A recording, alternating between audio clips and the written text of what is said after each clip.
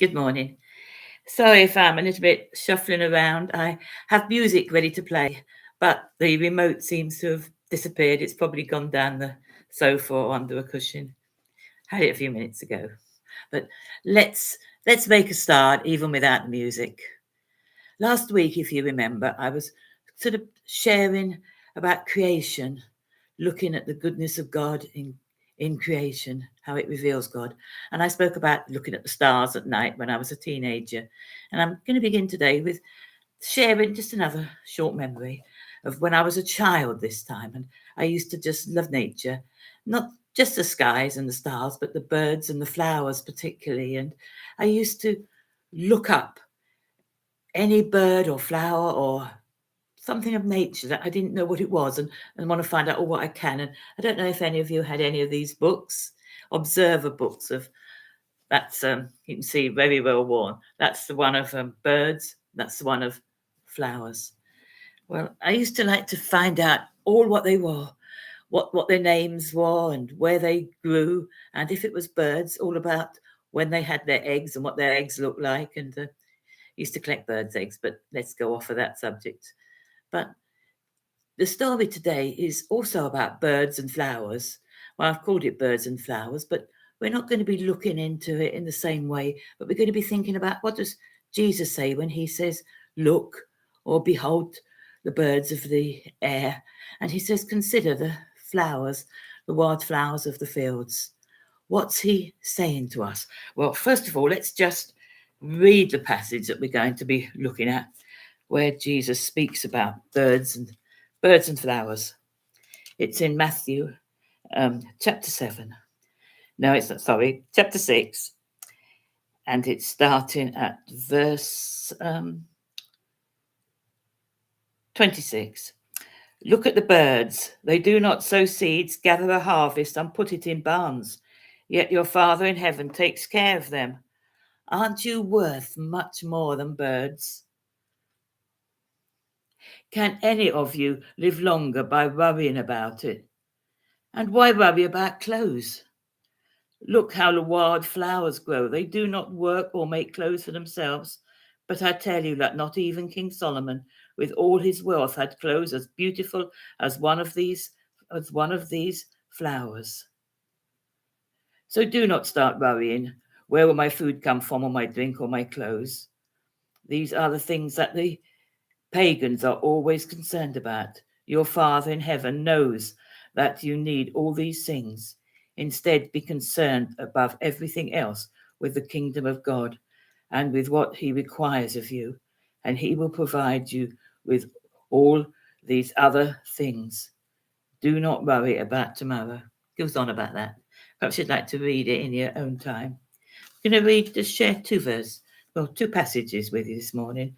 That's the first in Matthew, and the second's also in Matthew, and it's Matthew chapter 10, reading on from verse 27, I think it is. Do not be afraid of those who kill the body but cannot kill the soul. Rather be afraid of God, who can destroy both body and soul in hell. For only a penny you can buy 2 sparrows, and yet not one sparrow falls to the ground without your Father's consent. As for you, as for you, even the hairs on your head have all been counted. So do not be afraid. You are worth much more than many sparrows.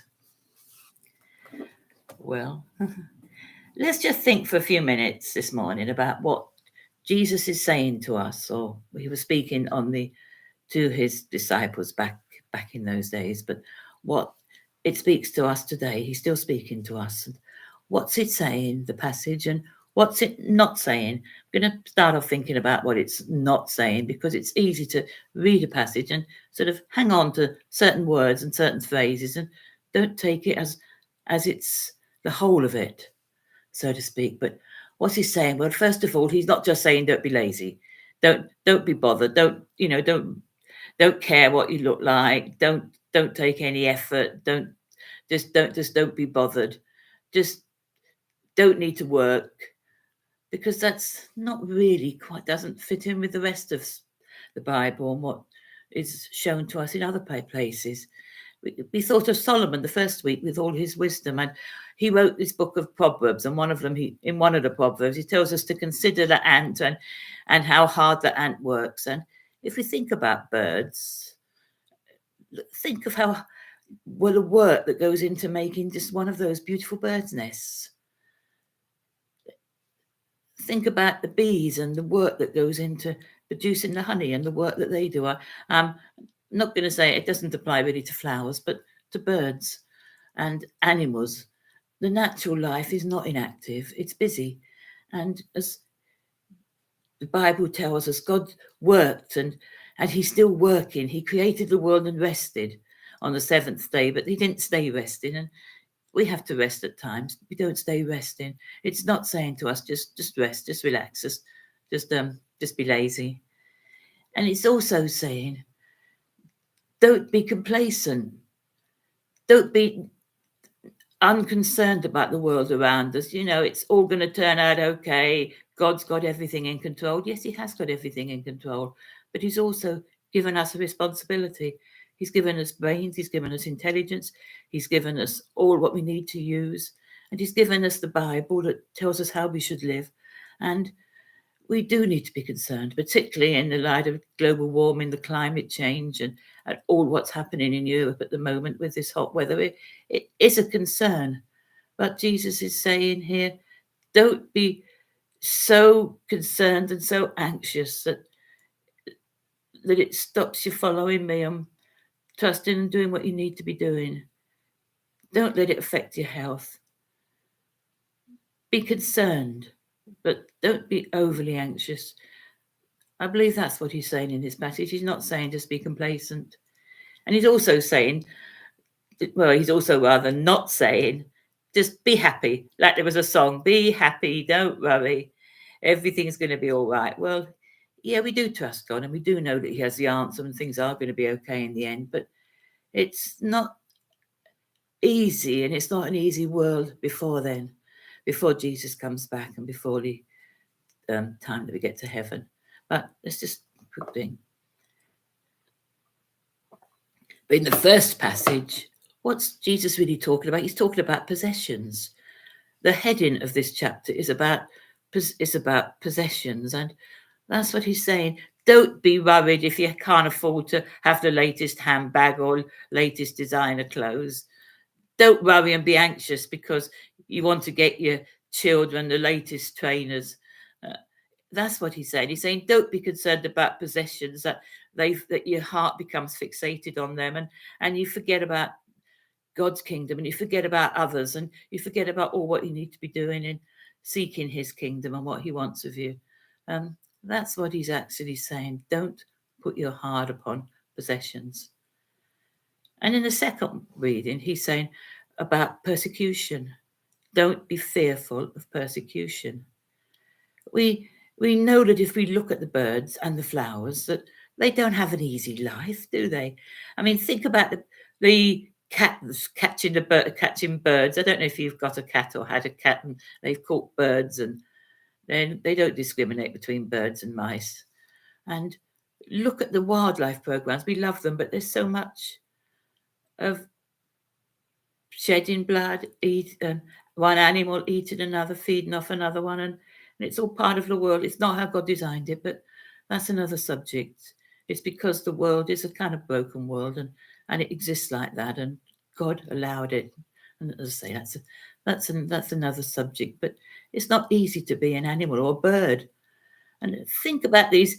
I don't know if you've seen this program where you have these little turtles and they try and get to the sea. I was watching one this week, and I think it's A Year in Our Planet.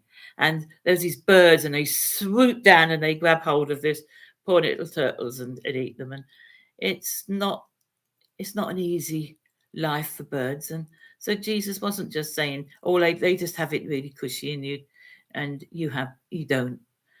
He's saying about the sparrows being important to him, but he recognizes and knows that There's going to be tough times for sparrows, tough times even for wildflowers and grass. And I've just put weed oil on my patio. It's not going to be a good time for my weeds once the weed oil starts working. But he's saying, for you, my children, and the people, the humans, the people that I've made, I want you to be concerned about me, about my kingdom, seeking after me, seeking after the kingdom of God, because that's what's comes up a little bit further in this passage. If you read the whole of that first passage of Matthew, I think it was Matthew 7, but I'll put references onto my Facebook page. But he's saying, seek, ask, seek, and then knock. And that takes us back to our first week. We looked at ask those difficult questions. Don't be afraid to ask. Seek to find the answers. Look for the meaning of life. Look for how God is behind everything. See creation and believe and trust in God. Look at the Bible. See the care that God has for us as his most prized possessions. And next week, we're going to be thinking of knocking, finding answers, but we're also going to be continuing with the series of consider. So it's consider him, consider Jesus. I'm going to end with another verse, and this is a verse in John 14. You know it, well, I was going to say you know it really well, but you may know it really well, and that's, let not your heart be troubled. You believe in God, believe also in me.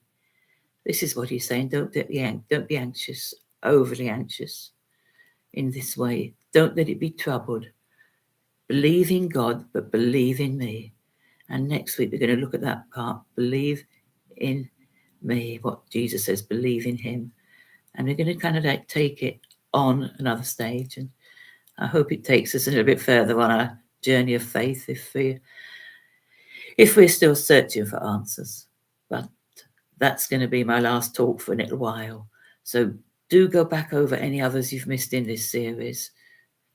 Please join with me next week. I'm not exactly sure of the day, but I go into hospital on the Friday, so to be before then. But I do hope that that it's spoken to you in some way, these short reflections, these summer reflections. Well, God bless and bye.